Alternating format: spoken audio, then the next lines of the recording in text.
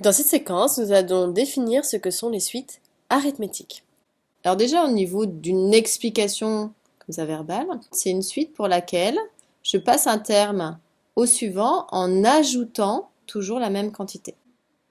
Et donc cette quantité, elle s'appelle, ici qu'on va ajouter, la raison.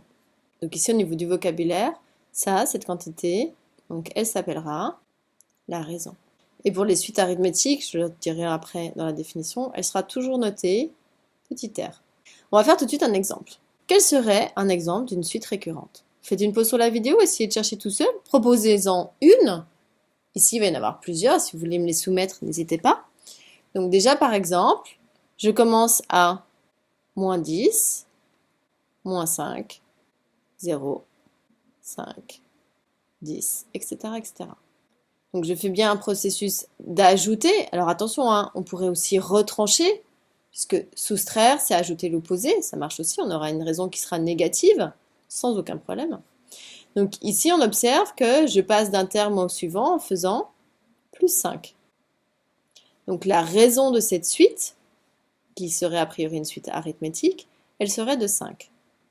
Mais vous avez pu proposer, par exemple, une suite arithmétique, une autre, de raison 5. Comme celle-ci, 7, 12, 17, etc., etc. Qu'est-ce qui différencie en fait ces deux suites arithmétiques? Eh bien, c'est le point de départ.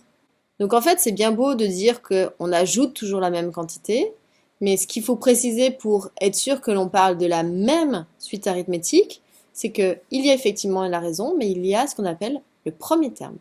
Donc celle que j'ai énoncée, donc celle-ci, c'est une suite arithmétique de raison 5 et de premier terme. U indice 0 ou U de 0 égale moins 10. Pour la deuxième, c'est aussi une suite arithmétique, mais de premier terme. Alors celle-ci, je vais l'appeler V. V indice 0 égale 7. Même raison, deux points de départ différents, deux suites arithmétiques différentes. Maintenant, on va la définir de manière plus générale. Donc on dira qu'une suite, elle est arithmétique si, donc pour tout entier naturel, le terme suivant, on a dit, donc U indice n plus 1, on se souvient sur mon axe, si je passe de n au suivant, j'obtiens n plus 1. Et en fait, il est obtenu en faisant, donc j'ai ajouté au précédent une quantité qui valait, on a dit, qu'on notait, plus r, la raison. Donc ça va être U indice n plus r. Donc ici, vous voyez, ceci, c'est la définition, sachant que je serai obligée de connaître le premier terme, U0, qui sera donné pour savoir quelle suite arithmétique j'étudie. Donc ici, au niveau du vocabulaire, R s'appellera la raison. Encore et toujours, elle sera notée, donc comme je vous disais, R pour les suites arithmétiques.